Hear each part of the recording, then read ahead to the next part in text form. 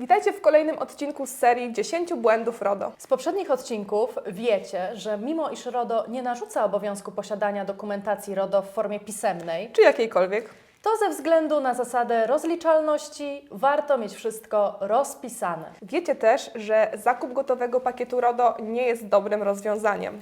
Pamiętajcie, dokumentacja RODO musi być skrojona wprost pod Waszą organizację. W tym przypadku podejście one size fits all nie znajdzie zastosowania.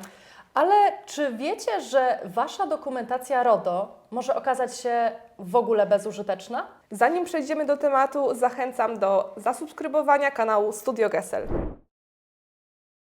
Nawet najlepsza dokumentacja RODO nie wzmocni bezpieczeństwa przetwarzanych przez Was danych, jeżeli pracownicy nie będą jej znali.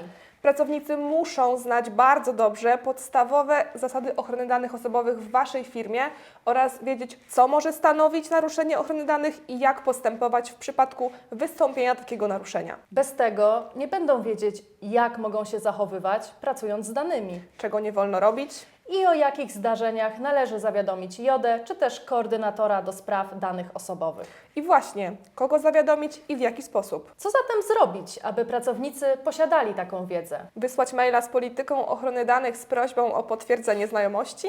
Może wysłać link do filmiku, na którym zostaną odczytane zasady ochrony danych osobowych w firmie. Pamiętajcie, trzeba zadbać o to, by pracownik naprawdę czegoś dowiedział się o ochronie danych osobowych. Dlatego zachęcamy do przeprowadzania regularnych szkoleń z RODO wśród pracowników. Większość pracowników uważa takie szkolenia za najnudniejszą część dnia. Dlatego ważne jest, by te szkolenia były interaktywne i angażowały uczestników. W przeciwnym razie istnieje ryzyko, że ludzie przesiedzą to szkolenie, nic z niego nie wynosząc.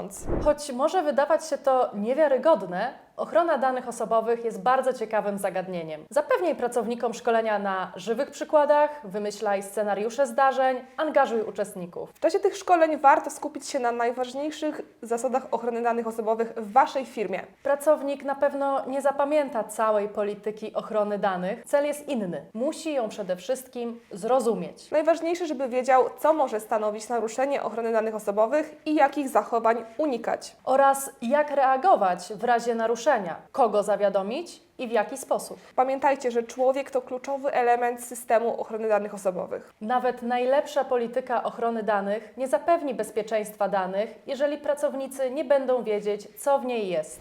Dziękujemy bardzo za uwagę. Jeśli obejrzeliście do końca, zostawcie łapkę w górę pod filmem. Do zobaczenia w kolejnym odcinku.